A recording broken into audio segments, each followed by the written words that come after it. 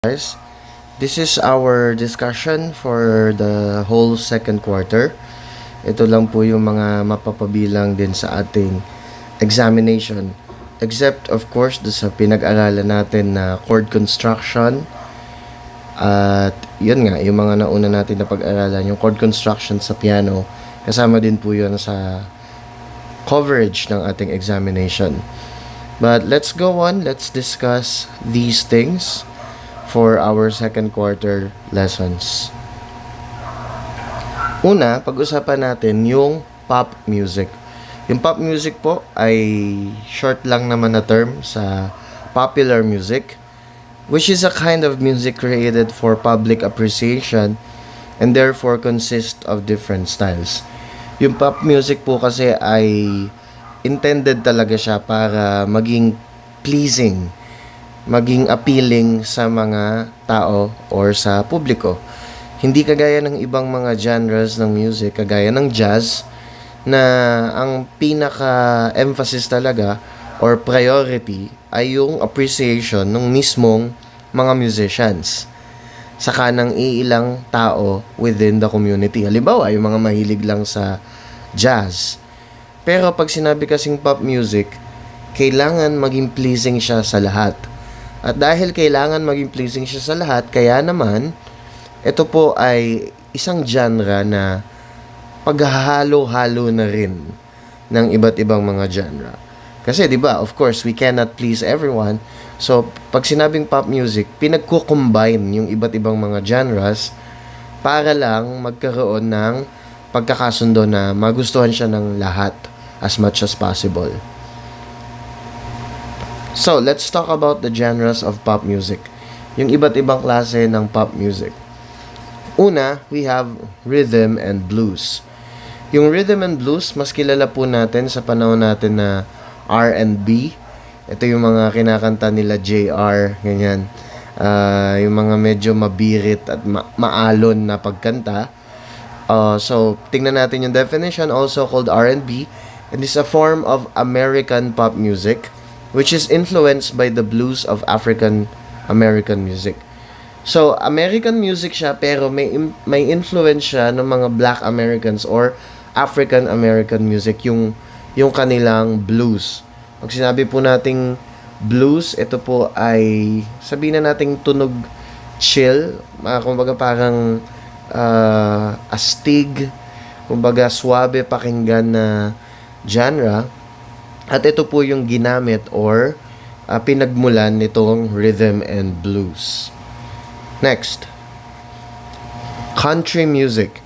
It is a form of pop music that is practiced and enjoyed by the European Americans, generally of the working classes of the South. Ito namang country music, ang nagpasimula naman po nito ay yung mga European Americans, kumbaga half Europeans and half Americans, na na-adapt nila yung music ng Europe papunta sa music ng America na nag-create ng yun nga, country sound.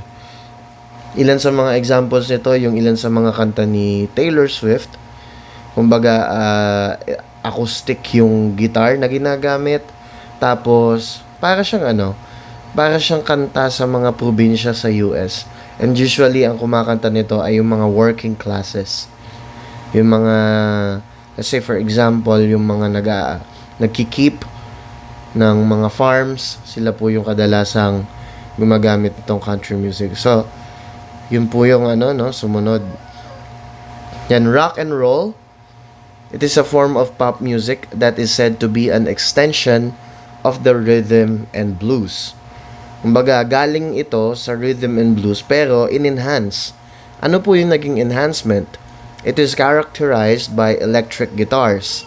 Yung rock and roll, unlike yung rhythm and blues kasi, mas emphasized po yung piano or yung keyboard. Pero dito sa rock and roll or rock, mas naging emphasize po naging emphasis yung paggamit ng electric guitar. Okay? Tapos, ang isa pang distinctive or sabihin na natin characteristic ng rock and roll, kadalasan yung mga message ng mga song, yung mga text ay youth-oriented. May kinalaman siya sa mga damdamin, karanasan ng mga kabataan. So, yun po yung rock and roll. Next na pop music ay soul. This is a pop music style among African Americans which showcase intense and spontaneous singing and playing. So, ito pong soul ay genre na pinopularize ng mga African Americans. Okay? So, kaya naman, yung mga African Americans kasi guys, they are very expressive in their music. Kaya itong mga soul ay sabihin na natin na sobrang expressive. Sobrang intense ng emotional showcase ng mga music and ng lyrics. Sa atin, sa Filipino setting, ang isang magandang example nito ay si Jaya. Kung kilala nyo pa po siya. Kasabayan siya nila Regine Velasquez, but unlike Regine Velasquez na nakilala sa pagbirit, si Jaya po kasi ay nakilala sa genre na soul. Kumbaga, medyo hindi ganun kataas yung mga kanta, pero sobrang expressive. Parang nagkikwento. Okay? So, that's soul. And then, we have heavy metal. Ano pa din po ito, no? Pop music pa din. A kind of rock since 1972. Yung heavy metal po, guys, please remember this. Heavy metal ay isang uri lang din ng rock or rock and roll. Kasi syempre, yung pop music kasi, patuloy siyang nag-i-evolve or nade-develop dahil, syempre, yung preference ng mga tao, nag-i-evolve din. Halimbawa, yung dating rock music, may mga ilang kabataan na nabibitin. Medyo bitin sila sa pagiging aggressive, kaya na-imbento, eventually, yung heavy metal. It is a very loud kind of rock. Yung rock music pa lang malakas na, pero mas malakas pa ito, which emphasizes guitar distortion. Sa mga nagigitara sa inyo, siguro alam nyo to, yung effects na distortion, yung kumbaga parang crunchy na tunog ng guitar at medyo maingay talaga. Tapos, isa pa sa emphasis ng heavy metal, ano lang natin tong ating mga notification, ay yung paggamit or pagkakaroon ng mga guitar solos. Astig yun, no? Astig pakinggan. And then, aggressive drum patterns. Yung mga drum patterns niya ay mas aggressive din kumpara or kesa sa pangkaraniwang rock. Okay, this is another kind of rock. Under pa din ng pop music, punk rock. Ang punk rock naman ay English music, ibig sabihin galing sa England, from the working class of London. It is a loud and fast style of rock music. So, ang pinagkaiba naman nito, kung yung heavy metal ay loud, ito naman loud din, pero mas emphasis niya yung speed. Mabilis to mabilis tong punk rock na tinatawag natin, okay? So, next one na pop music natin ay disco music. A kind of pop music made for dancing, which has elements of soul music and a strong Latin American rhythm. So, ito pong disco na genre ay ginagawa talaga para or kinocompose with the intent of making people dance, no? Para talaga siya sa pagsayaw.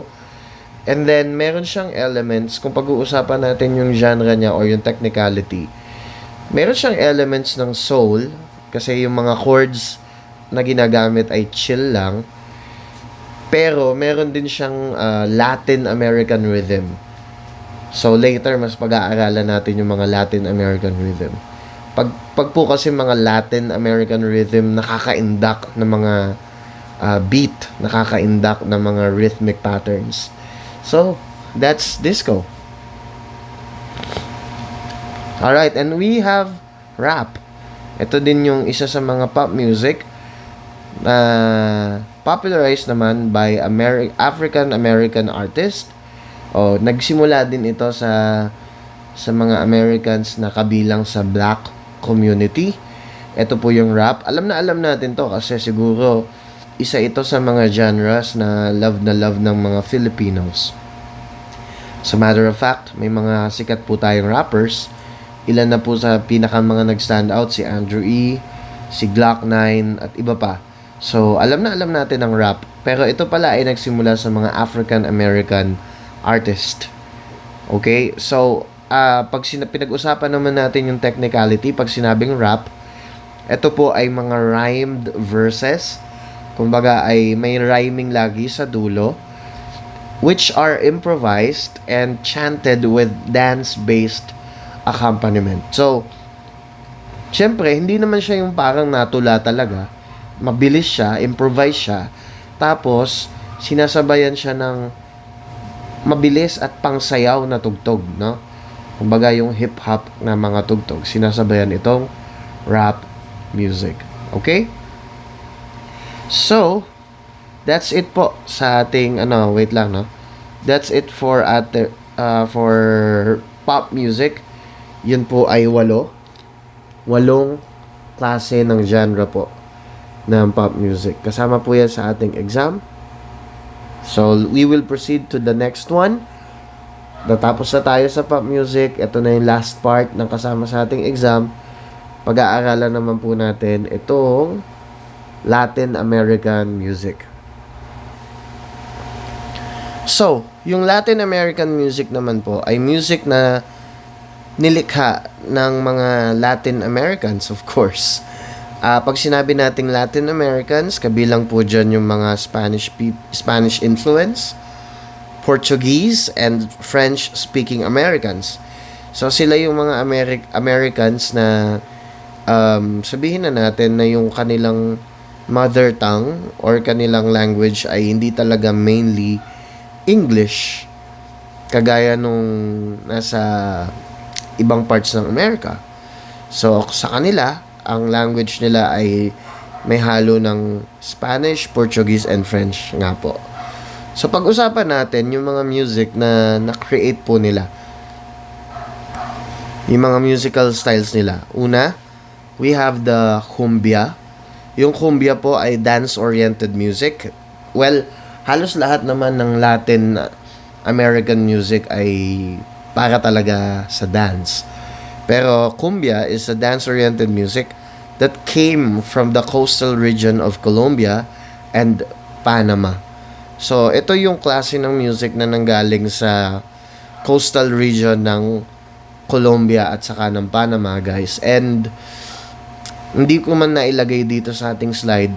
It is characterized by lively sounds. No, kumbaga talagang masayang tugtugan or masayang awitan. Next is paso doble.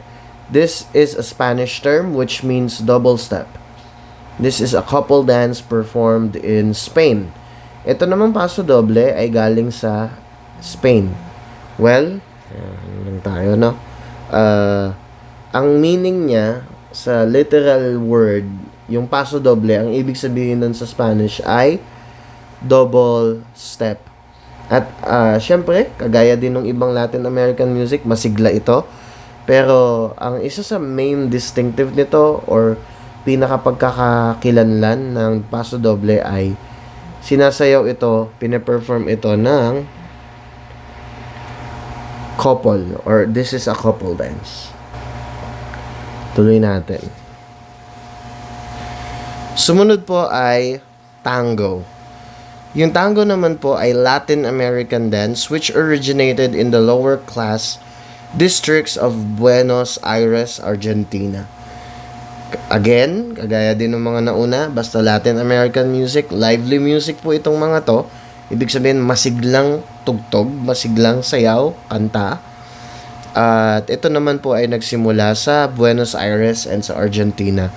Ito pong tango, kung familiar po kayo, ay ginagamit. Isa sa ginagamit sa mga ballroom dances. Okay. The next one is cha-cha. Actually, sa iba, ang tawag nila dito ay cha-cha-cha. Tatlo yung cha. Well, ang weird, no? Ang weird nung pangalan niya. Actually, guys, yung cha-cha ay genre, saka yung mismong pangalan ay kinuha sa tunog ng sapatos, syempre, ng paa ng mga dancers.